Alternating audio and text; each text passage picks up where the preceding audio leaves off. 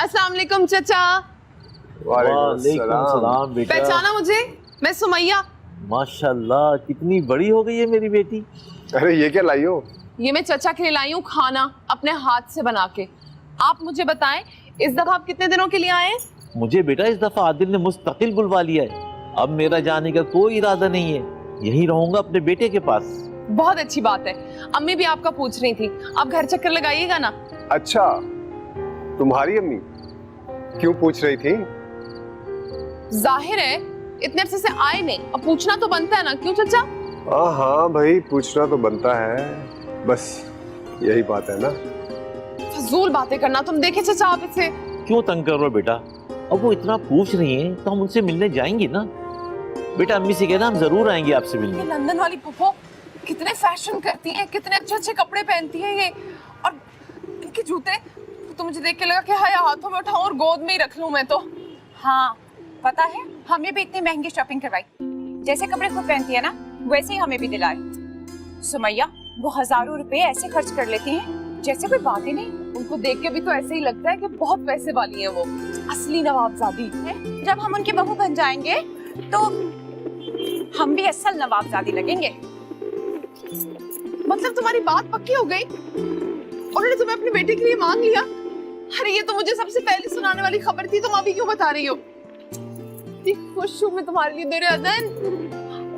मैं तो तुम्हारी शादी में खूब डांस करूंगी। अरे खुशी डांस के है या हमारी शादी की? जब बंदा खुश होता है तो नाचने को लगता है ना पागल। हाँ ये तो है। अच्छा मुझे ये बताओ, मंगनी कब है? पता नहीं।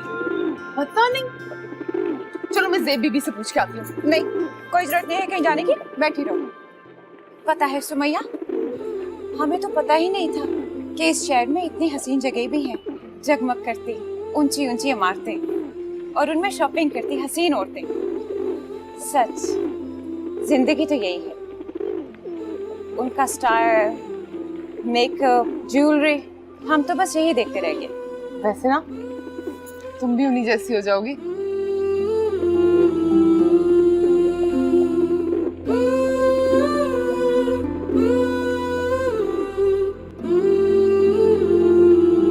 तुम्हें जिंदगी जो है ना अपनी फाखरा बीबी के साथ गुजारनी है, तो बेहतर ये नहीं है कि तुम उन्हीं की तरह अपने आप को भी बना लो? हम उन जैसे कैसे हो सकते हैं? ये बहुत मुश्किल है, समझो नामुमकिन है।